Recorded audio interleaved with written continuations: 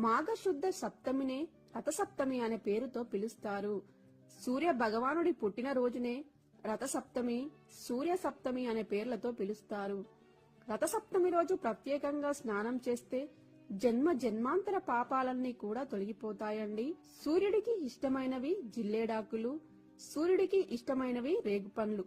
అందుకే ఈ రథసప్తమి రోజు 7 జిల్లేడు ఆకులు, 7 రేగుపండ్లు శిరస్సు పైన భుజాలపైన ఉంచుకొని తలస్నానం చేయాలి. అయితే రథసప్తమి రోజు పూర్తి పూజ చేయలేని వారు చాలా సింపుల్ గా పూజా మందిరంలో పూజ ఎలా చేయాలి అంటే, తలస్నానం చేసిన తర్వాత సూర్య భగవానుడికి అర్ఘ్యం వదలాలి. తర్వాత పూజా మందిరంలో దీపారాధన చేసిన తర్వాత బెల్లం పొంగలిని నైవేద్యంగా సమర్పించాలి.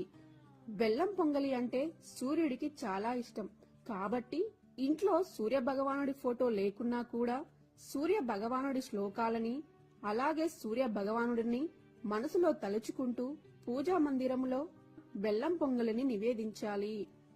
రథసప్తమి రోజు సూర్యుడికి గోధుమల దీపారాధన చేయాలి. గోధుమల దీపారాధన ఎలా చేయాలో నా తదుపరి వీడియోలో తెలియజేస్తానండి. ఆ వీడియో లింకును కూడా కింద డిస్క్రిప్షన్ బాక్స్ లో ఇస్తానండి. మీకు కావాలంటే ఒకసారి చూడండి.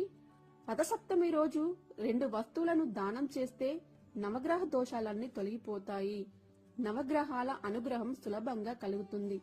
మరి ఆ 2 వస్తువులు ఏమిటంటే, మొదటిది గొడుగు, రెండవది పాదరక్షలండి. ఈ 2 దానం చేయలేని వారు వీటిలో ఒక్కటైనా దానం చేస్తే మీకు అదృష్టం కలిసి వస్తుంది. అలాగే దగ్గరలో నది ఉన్నవారు రథసప్తమి రోజు ఉదయం ప్రమిదలో దీపాన్ని వెలిగించి ఆ దీపాన్ని తల మీద పెట్టుకుని నది దగ్గరికి తీసుకుని వెళ్లి ఆ దీపాన్ని నదిలో విడిచిపెట్టాలి. ఇలా చేస్తే ఇంట్లో సభ్యులందరికీ జాతక దోషాలన్నీ తొలగిపోతాయి.